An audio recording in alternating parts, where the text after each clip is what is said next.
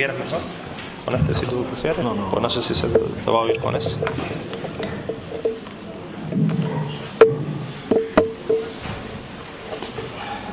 Ok.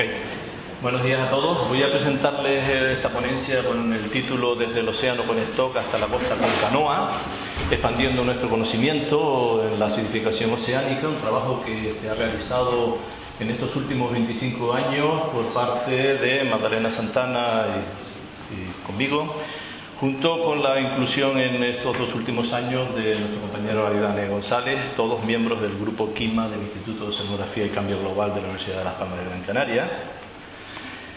Parto de la base de que todos aceptamos de que debido a la producción y a la emisión de dióxido de carbono por parte de la actividad humana, pues estamos modificando el ciclo global del carbono y hay que tener en cuenta que estamos introduciendo una importante cantidad de dióxido de carbono de la actividad humana por carburantes fósiles, estamos cambiando el uso de la tierra y todo ese aumento de dióxido de carbono se tiene que distribuir en los distintos reservorios que hay en el planeta.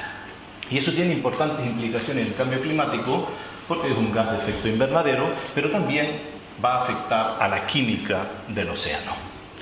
Yo creo que todos desde pequeñitos, cuando estábamos en la escuela, nos decían lo importante que era la vegetación, los árboles, y lo es, pero nadie nos había dicho de que el ciclo marino del carbono es el reservorio activo más importante y más grande en la escala de tiempo que es necesaria para la actividad humana. Pero esto tiene un coste, nada es gratis. Cuando incrementamos el dióxido de carbono, este afecta a los equilibrios del sistema del dióxido de carbono y por lo tanto esa incorporación de dióxido de carbono altera el equilibrio y produce protones, aumenta la acidez, un proceso que hemos conocido con el nombre de el otro problema, la acidificación oceánica. Es necesario realizar estudios, como comentaba antes Alonso, repetitivos en una zona, lo que conocemos con el nombre de series temporales oceánicas.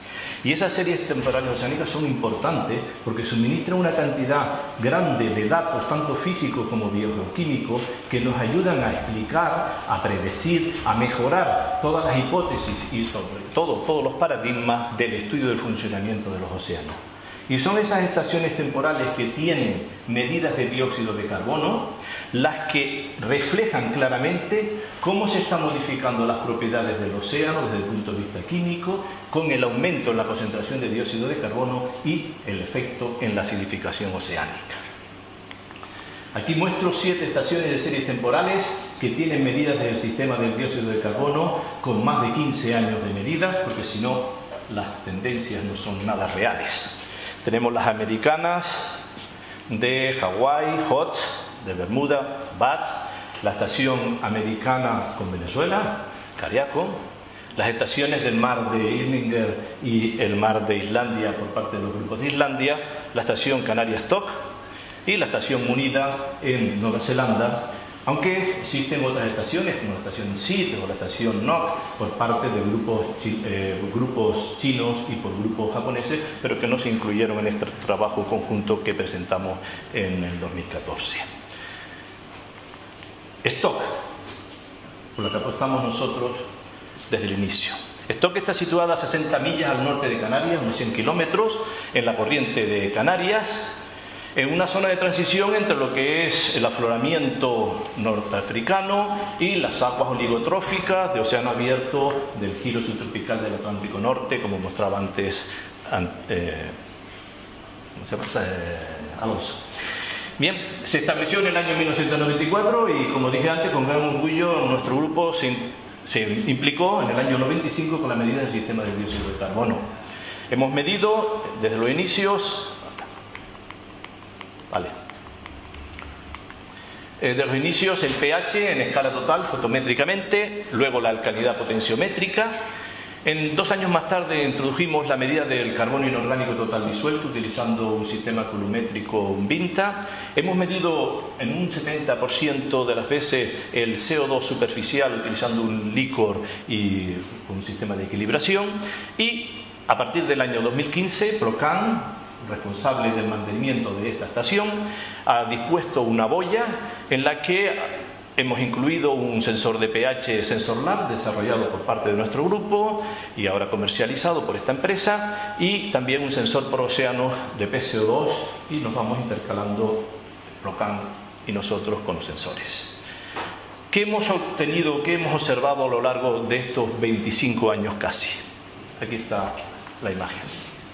Lo primero que vemos es que la temperatura en la región Stock presenta un ciclo estacional de 5 o 6 grados centígrados, con valores mínimos en los meses de febrero y máximos a finales de octubre. Una vez que desestacionalizamos la serie y le quitamos esa variabilidad estacional, encontramos que la variabilidad interanual es de 0,02 grados centígrados, lo que mostraba antes Alonso, pero con un error mucho mayor por el menor número de datos. Esto significa que en estos 25 años la temperatura en la estación Stock, o en los alrededores de la estación Stock, ha aumentado medio grado. ¿Qué pasa con la fugacidad del dióxido de carbono o presión parcial del dióxido de carbono? Pues la presión parcial del dióxido de carbono aquí en fucsia presenta una variación estacional de 50 a 60 microatmósferas. El 85% de esa variación es debida al efecto de la temperatura, debido a la solubilidad de los gases, que viene controlada por la temperatura. Si eliminamos de nuevo la variabilidad estacional y sacamos la serie sin desestacionalizada, encontramos un incremento en la fugacidad del dióxido de carbono de 2 microatmósferas por año, que es similar, como ven aquí, en la línea negra, al valor de incremento del CO2 en la atmósfera, haciendo uso de datos de la estación de Mauna Loa, pero que es la misma tendencia que encontramos con los datos de nuestra estación aquí en Izaña. No hay que irse tan lejos. Eso significa que en los últimos 25 años la fugacidad del dióxido de carbono ha aumentado aproximadamente o cerca al 20%. Eso mismo encontramos que, como consecuencia de ese incremento de CO2, que el carbono inorgánico, normalizado a una salinidad constante de 35 para eliminar los efectos de evaporación y precipitación, que tiene un incremento de 1,05 micromoles por kilogramo por año, ligeramente inferior del que le cabría esperar si consideramos el incremento de fugacidad del teórico, lo cual indica que tiene que haberse producido un incremento en la producción de materia orgánica en la zona. Con respecto al pH, aquí en azul, en esta gráfica aquí, presenta una variabilidad también estacional de 0,05-0,06 unidades por año. Quitamos la estacionalidad y resulta que el pH está disminuyendo 2 milésimas por año. 2 milésimas por año. Esas 2 milésimas por año, observen que los organismos que viven en el día de hoy en las proximidades de la estación Stock lo están haciendo en un rango de pH que no conocían cuando nosotros comenzamos a estudiar el pH en la zona Stock. Condiciones completamente distintas. Ya los biólogos tendrán que hablar de qué especies son, si se han adaptado o cambiado. Pero esa disminución del pH también va acompañada de una disminución en la concentración del ion carbonato, básico para la formación de carbonato cálcico, con una disminución importante que hace que el estado de saturación de la aragonita, esa capacidad que tiene para formarse carbonato cálcico, esté disminuyendo a una velocidad de 11 miliunidades por año. En conclusión, podemos decir que la concentración de ion hidrógeno, de acidificación de este océano, ha aumentado un 30%. Son datos, ¿eh? Se ha observado un incremento del factor de Rebel de 20 miliunidades. Factor que es importante porque indica que la capacidad tamponante de las aguas superficiales del Atlántico, al menos en la región nuestra subtropical, para absorber dióxido de carbono se está reduciendo gradualmente con el tiempo. Estos valores que he mostrado aquí yo en las aguas superficiales se mantienen en la capa de mezcla y van también con tendencia de negativas o positivas según el parámetro hasta los primeros 1500-1700 metros. Y si cogemos ya la serie de los 25 años, podemos ver variaciones también en profundidades mayores profundidades ya en las zonas de las aguas del Atlántico profundo. ¿Son estos datos de la Stock aplicables a otros sitios? Pues en el paper este del año 2014 mostrábamos que junto con las otras estaciones, pero también Estos datos nuestros de la estación Stock aparecen recogidos en el cuarto y en el quinto informe del panel intergubernamental de cambio climático, y espero que ahora en el nuevo, muestran claramente que independientemente de la variación que existe de temperatura, de salinidades, de contenidos de cada una de las especies a lo largo de las estaciones, la tendencia son muy similares. De hecho, en todas las series, tanto del Pacífico como del Atlántico, el carbono inorgánico está aumentando en este rango de 0,61 a 1,78, son diferentes masas de agua. Si las normalizamos, el rango es ligeramente superior, lo cual indica que el incremento del carbono inorgánico de 7,8 y 18,9 por década y lleva consigo que el carbono en las aguas superficiales oceánicas está incrementando en las últimas 3 décadas entre el 1,5 y el 2,5 por año. Bastante importante. La pregunta entonces que nos hemos hecho es, oye, ¿son estas tendencias de mar abierto aplicables a las regiones costeras? Pues para dar respuesta a esta cuestión, hemos firmado, por primera vez creo, un convenio público-privado de investigación entre la Fundación Loro Parque y el Gobierno de Canarias por los próximos 4 años, comenzando en enero de este año 2019, un proyecto que lleva el nombre de CAMBIO, para el estudio del cambio climático, acidificación oceánica, ruido submarino y sus relaciones con la biodiversidad y los ecosistemas marinos, que en la parte nuestra, la parte de acidificación oceánica, pues ha incluido la colaboración de 2 navieras, Fred Olsen Express y Nisa Marítima, con la compañía Payen Reideri de Alemania, que dispuso sus barcos para que nosotros trabajáramos.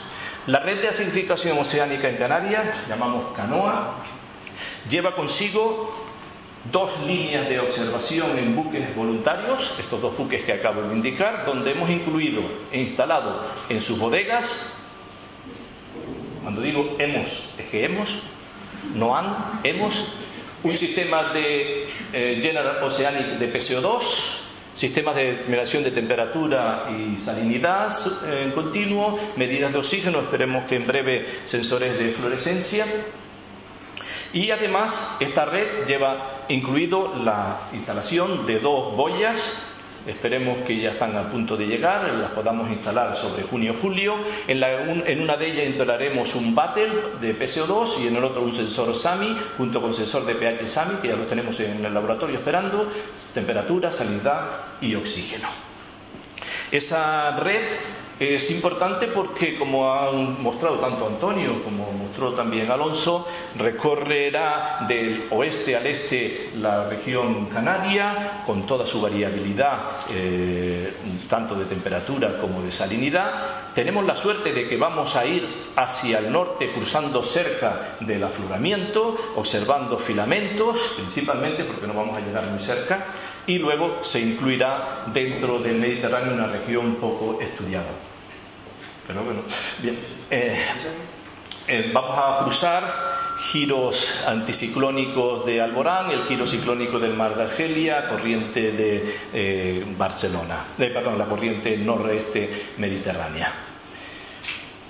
Empezamos en febrero, pero ya tenemos algunos datos y aquí les muestro los primeros datos a finales de febrero. Observen, en primer lugar, la gran coincidencia entre los datos de imagen superficial con los datos de temperatura medido in situ. Observen la presencia de los filamentos con baja temperatura y baja salinidad, la influencia de los giros, como decíamos antes, el aumento de la salinidad en las aguas mediterráneas, mucho más frías en este caso. Cuando medimos los datos de fugacidad del CO2, observamos una gran variabilidad con los valores más altos en la región entre La Palma y La Gomera, que va disminuyendo, los valores más bajos en la región mediterránea, pero que cuando normalizamos a una temperatura constante de 17 grados centígrados, observamos que la inmensa mayoría de la variabilidad que tenemos en la región atlántica desaparece, salvo, lo cual indica un control termodinámico en la solubilidad del gas, salvo en las regiones de afloramiento, lo que indica que está subiendo agua profunda rica en dióxido de carbono cuya actividad biológica, al menos en este mes de febrero, no es suficiente como para eliminar ese exceso de dióxido de carbono que está emergiendo. En la región mediterránea se observa claramente que la inmensa mayoría de la variación que vemos en el sur es asociada a estos efectos ciclónicos y anticiclónicos. En cualquier caso, en el mes de febrero estuvo actuando el sistema como un sumidero de dióxido de carbono, con los valores más grandes en el mar Mediterráneo y los valores más bajos en la zona atlántica y menores conforme nos acercamos a la zona de la isla de La Palma. Son los primeros resultados. Quería vender un poco el producto, pero lo dejo. Los resultados que nosotros tenemos aquí son los primeros que tenemos. Esperamos seguir trabajando y poder mostrar a lo largo de estos 4 años del proyecto, pero que esperamos que siga más en el futuro, cuáles son las tendencias reales de los parámetros del sistema de dióxido de carbono y cómo está siendo nuestro sistema afectado por el incremento del dióxido de carbono en la atmósfera. Muchas gracias.